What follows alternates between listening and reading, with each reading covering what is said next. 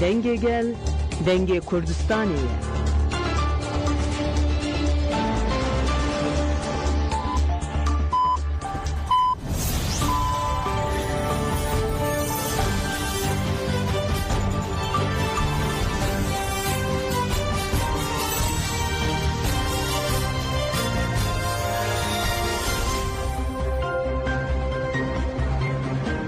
ئەم کاتتان باش بیسەرانی هێژە لە ڕادیۆ دەنگی گەلەوە با یارمەتی هاوکارانم گەشتی هەواڵەکانی کاتژمێر پێشکەش دەکەین.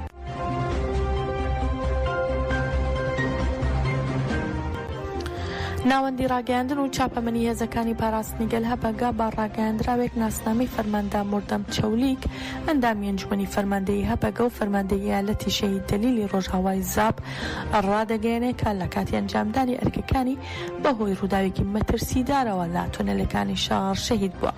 لە ڕاگەیاندراوەکەی هەبەگەدا هاتووە مردەم لە بنەماڵەیەکی عەلەویەکانی چەولیک بوو کە بە چالاکی قەلغانی زیندوو بەشداری نێو ڕێزەکانی گەریلا بوو.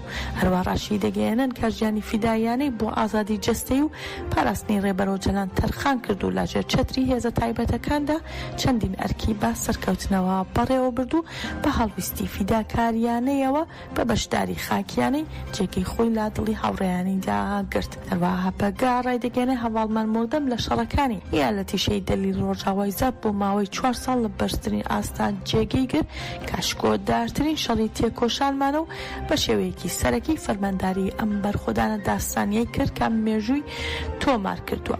هەپەگا لە درێژی ڕاگەیاندراوەکەیدا نووسیوێتی شەهیدبوونی فەرماندەی گیانبازی ئاپۆیمان هەواڵ مردەم لە ڕووداوێکی چاوەڕوان نەکرا و بێوێنەدا ئازارێکی سەختی پێداین کە ناتوانرێت گزارشتی لێ بکرێت. هەروەها هەپەگە سەرخۆشی لە بنەماڵەی هاوڕێ مردەم کە خەڵکی عەلەوی بەرخۆدێرە و هەروەها لە گەلی کوردستانی وڵات پارێز دەکات. ناسنامەی شەهید بەم شێوەیە خراوە تا ڕوو بۆ لۆتکێشین بە ناسناوی مردەم چەولیک لە چەولیک لەدایک بوو لە 11 ئابی 2025 لە زاب شەهید بووە.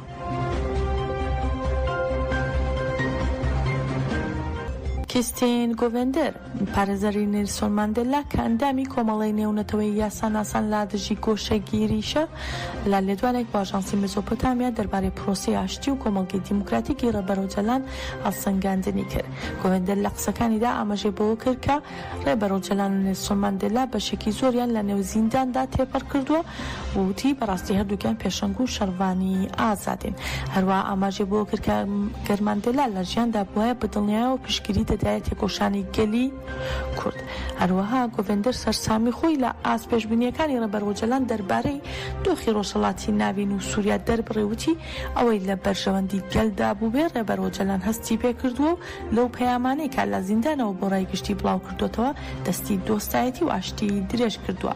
هەروەها دەشڵێت ئەم دەست پێشخەریە بۆ هەموو گەلانی تورکیا سەرفرازی دەرەخسێنێت. گۆڤندەر هەروەها ئاماژەی بەوە کرد کە تێکۆشانی ڕێبەرۆجەلان هاو شێوەی تێکۆشانی ماندێلایە بۆ ئاشتی وتی ڕێبەرۆجەلان هەموو ژیانی خۆی لە پێناو تێکۆشانێک کە لە بەرژەوەندی گەلی کورد و تورکە تەرخان کرد و لەو پێناوەدا ژیانی خۆی داناوە. هەروەها دەشڵێت فشاری نێونەتەوەی لە تورکیا دەکات تاوەی کە بڕیارەکانی دادگای مافەکانی مرۆڤی و ئوروپا و بڕیارەکانی پێیوەست بە مافیەوە جێبەجێ بکرێت. هەروەها گۆڤندەر دەستنیشانێکی کرد کە ڕێبەرۆجەلان بانگەوازی بۆ کۆتایی هێنان بە تێکۆشانی چەکداری کردو و جەختی لەوە کردو کە ئەم بانگەوازیە ئەردۆغان ناچار بە نواندنی هەڵوێستێکی شکۆدارانە دەکات و با گرنگیشەوە پەیامی ئاشتی و کۆمەڵگەی دیموکراتیکی ڕێبەرۆجەلانی هەڵسەنگاندووتی ئەم بانگەوازیە بۆ ئاشتی لەلایەن ڕێبەرۆجەلانەوە هەلێکی سێڕینی ئاشتی خوازی بۆ ئەردۆغان ڕەخساندووە کە ئەگەر ئەم هەلە با گرنگ وەرنەگرێت ئەوە تورکیا بۆ هەمیشە لە زیانێکی مەزندا دەمێنێتەوە. شاندی ئیمراڵی پارتی یەکسانی و دیموکراسی گەلان دەم پارتی ڕۆژی پێنجشەممە 28 ئاب دەڕواتە ئیمراڵی و لەگەڵ ڕێبەرۆجەلاندا دیدار ئەنجام دەدا. شاندەکەی ئیمراڵی کە سەردانی دوورگەی ئیمراڵی دەکەن پێک دێن لە پەرلەمانتاریوانی دەم پارتی پەروین بوڵدان و پەرلەمانتاری ڕۆحای دەم پارتی میدحەت سانجار و پارێزار لە نووسینگەی یاسایی سەدا فایق ئۆزگۆر ئۆرۆ. دیدارەکەی ڕۆژی پێنجشەممە دەبێتە یەکەم سەردانیکردنی دوورگەی ئیمراڵی کە دوای پێکهێنانی کۆمسیۆنی دیموکراسی خوشکوبرایەتی و یەکگرتنی نەتەوەیی ئەنجام دەدرێت. چاوەڕوان دەکرێت لە دیدارەکەدا دەربارەی بەڕێوەچوونی پرۆسەکە و کارەکانی کۆمیسیۆن ڕێبەر ئۆجەلان پەیامی گرنگ بداتە شان دەکەن. شی جینگ پینگ سەرۆکی چین لە ئاوتارێکدا سەبارەت بە پەیوەندیەکانیان لەگەڵ رووسیا ڕاگەیاند دەبێت لەگەڵ رووسیا بەشداری بکەین لە بنیاتنانی ئەزموونێکی نێودەوڵەتی بە شێوازێکی دادپەروەرانە و دەشڵێت پەیوەندیەکانمان دەبێتە سەرچاوەی سەقامگیری لە جیهاندا. شی جینگ پینگ ئاماژە بۆش دەکات کە پێویست دەکات هەردوو لامان درێژە بە پەیوەندیە دێرینەکانمان بدەین بۆ ئەوەی متمانەی نێوانمان قوڵتر بێت. هەروەها دەشڵێت دەبێت هەردوو وڵات پشتگیری فرەلایەنی ڕاستەقینە بکەین و ئەزموونی نێودەوڵەتی دادپەروەرتر بەرەو پێش ببین. هەروەها جەختیشی کردەوە ئێمە پێکەوە قوربانێکی زۆر گەورەماندا لە پێناو ئەوەی سەرکەوتنی گەورە بەدەست بهێنین. محەممەد باقر قالیباف سەرۆکی پەرلەمانی ئێران سەبارەت بە ئەگەری هێرشی ئیسرائیل و ئەمریکا بۆ سەر ئێران و هەروە کاریگەری شەڵەکە لەسەر ناوچەکە ڕێگەیان خاڵە لاوازەکانمان دەستنیشان کردوون و کێشەکان چارەسەر کراون و هێزە چەکدارەکانمان ئامادەن با توانای زۆرتر لە پێش و وەڵامی هەر هێرشێکی دوژمن بدەنەوە ئەگەر بکرێتە سەریان.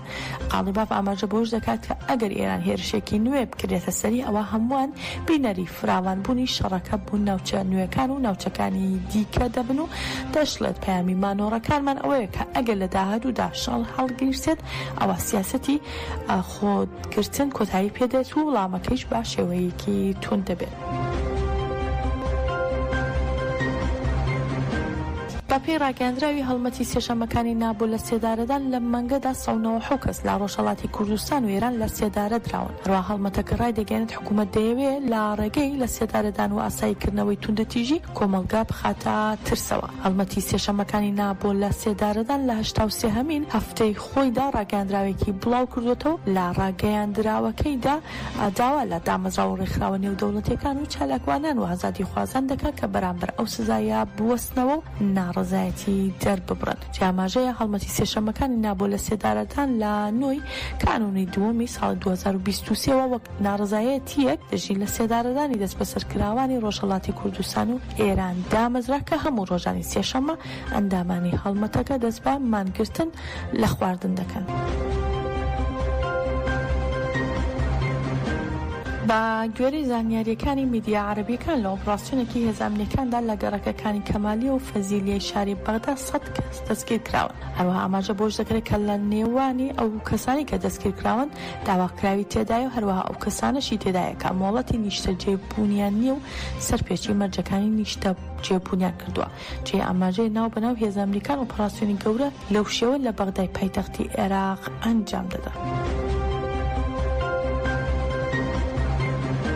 فەرماندەی گشتی هێزەکانی ئاسایشی ناوخۆی باکوور و ڕۆژهەڵاتی سووریا ڕایگەیاند سوپای تورک لەسەر سنووری کۆبانی لا ڕۆژاوە و باکووری کوردستان دەستڕێژی گولەی کردو و لە ئەنجامدا منداڵێک بە سەختی بریندار بووە. هەروەها هێرشەکە لە کاتێکدا بووە کە شەوی دووشەممە سوپای تورک بافڕۆکە بێفڕۆکەوانیش هێرش کردوتە سەر بەنداوی تەشرین. جێ ئاماژەیە منداڵەکە تەمەن 15 ساڵە کە لە نێو فرۆژگایەکدا بوو بە سەختی بریندار بوو. منداڵەکە دەست بەجێ گەیاندراوەتە نەخۆشخانە و چارەسەری پیزیشکی بۆ دەکرێت. لە کۆتاییدا هێزەکانی ئاسایشی ناوخۆ ڕایگەیاندوە سوپای تورک بە شێوەیەکی ئاشکرا ڕێککەوتنە نێونەتەوەیەکانی پاراستنی مافەکانی مرۆڤی پێشل کردو لە باکوور و ڕۆژهەڵاتی سووریا هێرشی کردوتە سەر کەسانی مەدەنی. گشتی هەواڵەکانی ئەم کاتژمێرەمان پێشکەشکردن بمێنن لا خێر و خۆشیدا.